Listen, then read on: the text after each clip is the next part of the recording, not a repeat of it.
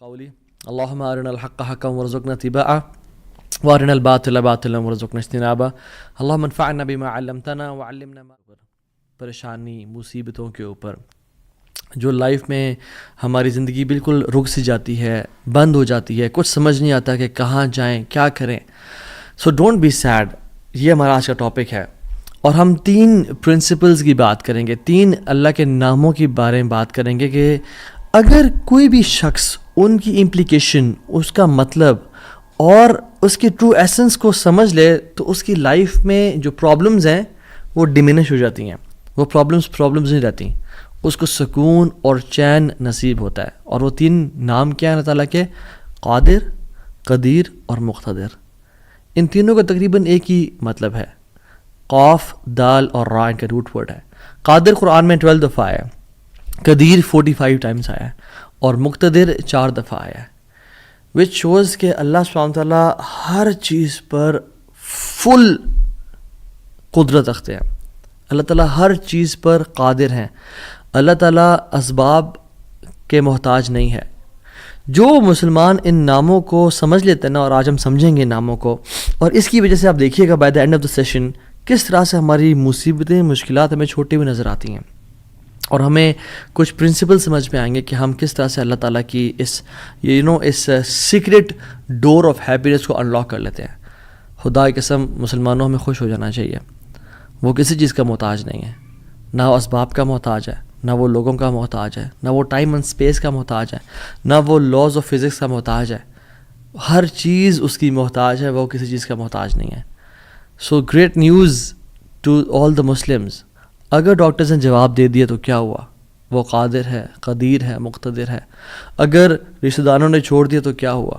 اگر رشتہ نہیں ہو رہا تو کیا ہوا؟ اگر کاروباری لوگ جو ہیں انہوں نے آپ کو دھتکار دیا اور سائڈ پہ کر دیا تو کیا ہوا؟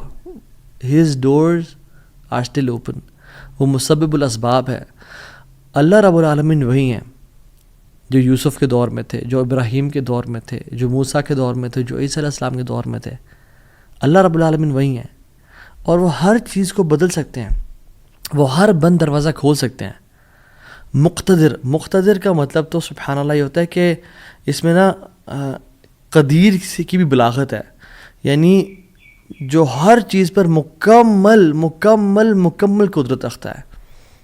آپ لے لیں مثالیں، یوسف علیہ السلام کی اگزامپل دیکھ لیں. ایک بچہ جو کہ بالکل اپنے انفینٹہڈ سے نکل رہا تھا، اس کو کنویں میں پھینک دیا گیا. وہاں سے اس کو قافلے نے پرچیز کیا اور بالکل for pennies he was sold. اور عورت نے حملہ کیا ان پہ، گناہ کرنا چاہا، جیل میں ڈال دیا گیا ان کو.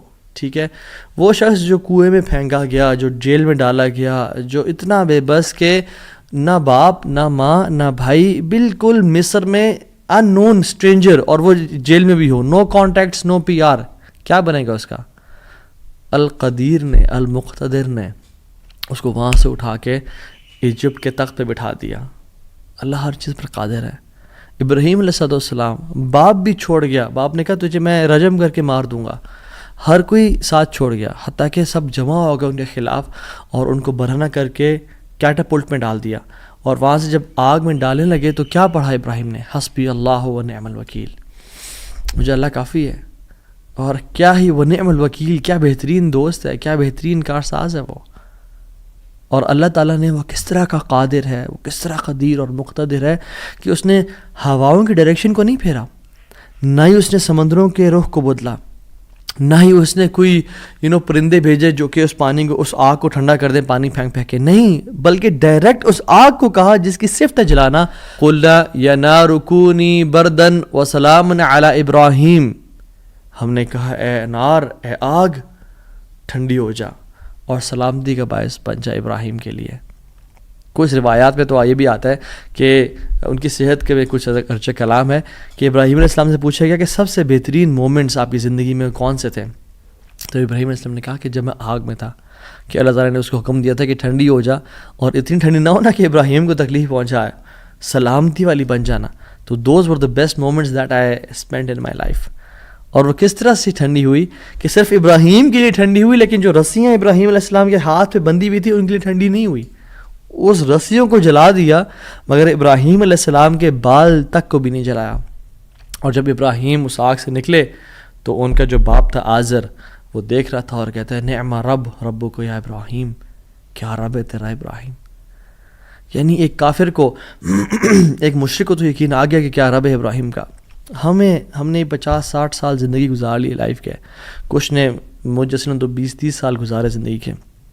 ہمیں ابھی تک رب کی قدرت پہ یقین نہیں آیا, ہمیں ابھی تک آنیسٹلی اللہ تعالیٰ کے مکمل قادر ہونے پہ یقین نہیں آیا.